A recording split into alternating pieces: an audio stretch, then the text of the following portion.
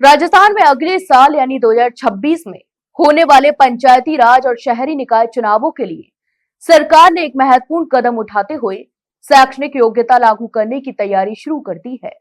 इस प्रस्ताव के तहत उन सभी व्यक्तियों को चुनाव लड़ने से अयोग्य ठहराया जाएगा जिनके पास आवश्यक शैक्षणिक योग्यता नहीं है।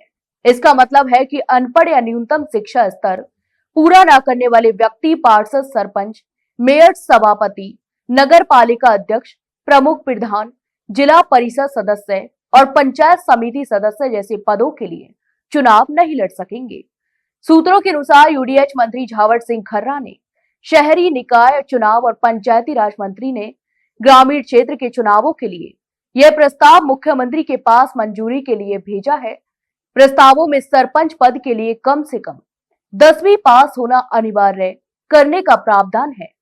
वहीं पार्षद पदों के लिए 10वीं या 12वीं पास की योग्यता का विकल्प रखा गया है।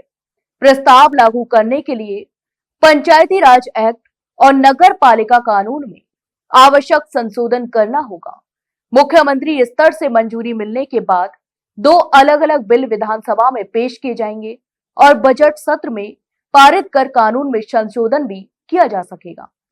राजस्थान में शैक्षणिक योग्यता लागू करने का यह कदम कोई नई पहल नहीं है। 2015 में वसुंधरा राजे सरकार ने इसी तरह का प्रावधान लागू किया था। उस समय सरपंच के लिए 8वीं पास, पार्षद और निकाय प्रमुखों के लिए 10वीं पास की योग्यता अनिवार्य थी।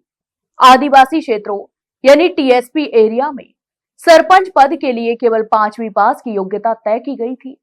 पंचायत समिति और जिला परिषद के सदस्यों के लिए भी 10वीं पास की अनिवार्यता थी। हालांकि उस समय कांग्रेस ने इस प्रावधान का भारी विरोध भी किया था और इसे चुनावी मुद्दा बनाया था। तो वहीं 2018 में कांग्रेस सरकार बनने के बाद 2019 में यह प्रावधान हटा दिया गया। बीजेपी को शैक्षणिक योग्यता लागू होने से एक विशेष फायदा हुआ था क्योंकि पंचायत चुनावों में अधिक संख्या में बीजेपी समर्थक स्थानीय जनप्रतिनिधि जीतकर आए थे। अब फिर से बीजेपी के एक धड़े ने इस पर जोर देकर प्रस्ताव तैयार किया है और सीएम को भेजा गया है। सरकार की योजना है कि एक नए कानून के लागू होने से न केवल चुनाव प्रक्रिया में पारदर्शिता आएगी बल्कि स्थानीय नेतृत्व में सक्षम और शिक्षित प्रतिनिधियों की संख्या भी बढ़ेगी। इस कदम को राजनीतिक और प्रशासनिक तौर पर एक महत्वपूर्ण भी माना जा रहा है क्योंकि यह अगले साल के चुनावों में असर डाल सकता है। कुल मिलाकर राजस्थान में शैक्षणिक योग्यता को पुनः लागू करने का प्रस्ताव राजनीतिक रणनीति और प्रशासनिक सुधार दोनों का एक मिश्रण है। इसके लागू होने से चुनावों में केवल योग्य और शिक्षित उम्मीदवार ही भाग ले सकेंगे, जिससे स्थानीय प्रशासन और नीति निर्माण में सुधार की उम्मीद भी की जा रही है। तो आपकी इस पूरे मामले पर क्या राय है, हमें कमेंट बॉक्स में कमेंट करके जरूर बताएं और वही वीडियो को लाइक और शेयर जरूर करें और हाँ, चैनल को सब्सक्राइब करना ना भूलें।